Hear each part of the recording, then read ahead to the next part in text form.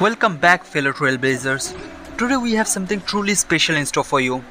We'll be diving deep into the marvelous world of honkaistarrail and explore the one and only our own casket boy, the character kit of Luocha. So let's get straight into our video. Luocha is a foreign trader who came from beyond the seas. He appears on the Shingshuo Luofu with a huge coffin. We really want to know what is inside of this coffin. With his medical skills, he always rescues people in the time of danger. But we really don't know. Is he a good guy or a bad one? Luocha is one of the imaginary element characters in honkaistarrail. As a path of abundance, Luocha heals wounded allies and making them ready for long and lasting battles. Quick attack, Thaughts of Abyss. It is a single target attack, deals imaginary damage equal to Luocha's attack to a single enemy. This is a normal attack, nothing special about it, but you will do this attack most of the time, so you can level this up. Skill, Prayer of Abyss Flower. After using his skill, immediately restore a single ally's HP equal to 40% of Luocha's attack plus 200. When any ally's HP percentage drop below 50%, Luocha will immediately use his skill one time on this ally without using his skill points. It is very important. If you already used Natasha, you saw her using this type of skill, but she only use it on herself when she get below some certain point of his HP. But Luocha will take it in another level and he can use it for all the allies.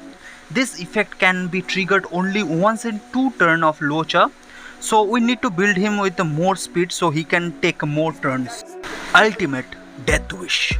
Remove one enemy buffs and deal imaginary damage to all enemies. So it is a AoE attack, but most importantly it removes buffs from enemy. So this character Luocha can remove buffs from enemy, and also using his skill he can remove debuffs from allies. So this can be a very good character. So Talent Cycle of Life. When Abyss Flower is at 2 stacks, Luocha consume all the stacks and deploy a field against the enemy. When any enemy in the field is attacked by an ally, the attacking ally immediately restore HP. This also do not need skill points. You can get a stack of Abyss Flower by using his skill or ultimate, or you can use his technique Mercy of a Fool. After using his technique at the start of the next battle, you will gain 2 stacks of Abyss Flowers, so Cycle of Life will immediately be triggered. So this was the character kit of Luocha. Now let's talk about the pros and cons of this character. Let's see what this character is good for. The pros: an offensive healer, scales of attack, so you can expect a bit more damage from his compared to Bailu and Natasha. Secondly, he can remove debuffs from allies and also can remove buffs from enemies. So it is a very powerful pro of him. A very good character at E0. So you don't need to pull for his eidolons to make him work. So he will be a very good character for F2P players. Lastly, he does not need to use his skill points to heal more. So it is a passive healing. So you can reserve the skill points and use it on your damage dealer. Now let's talk about his cons. After seeing his kit, we can see one skill cast is mandatory for his Abyss Flower, assuming he will use his ultimate to gain the next stack of Abyss Flower, and it can lead to overhealing. It is not bad, but it can sometimes be a waste of skill points. This issue can be fixed with one of his eidolons, but we are not talking about the eidolons because we are talking about F2P Luocha. So we are not going to get into the eidolons talk. Secondly, unlike Natasha or Bailu, he does not have healing in his ultimate. So he cannot do a clutch healing like them when needed. So that can be a deal breaker for someone. Like if you want to control when you want to heal, you cannot control the healing with Luocha. As he is an attack scaling character, he will be a bit pushier side, so he cannot be act like a tank like Natasha or Bailu. This also is a con as a healer. So these are the pros and cons of this character.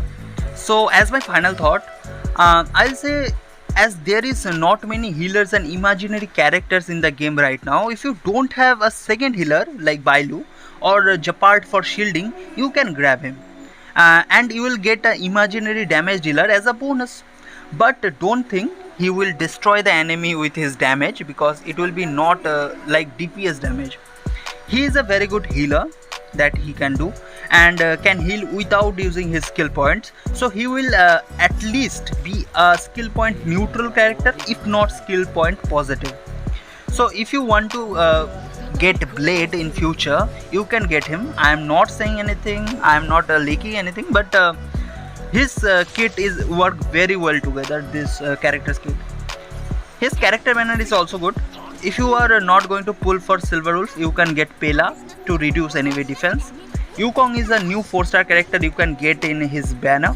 And QQ, and I am not trying to pronounce his name, QQ Eidolons are also good. There you have it, friends, my fellow trailblazers, Luocha's character kit. Lastly, again I'll say, if you like his design and playstyle, then go for it, don't let me stop you, okay? But if you want to really get a value character as a F2P, then I'll advise you to wait, let people test the character. If it is really good, then you can always go for him later. Also, there is a new quantum preservation character coming up, maybe you will want to get her. Thank you for joining me today on this journey into the character kit of Luocha. Remember to subscribe, like and share this video if you find anything helpful in this video. And as always, until next time, keep playing.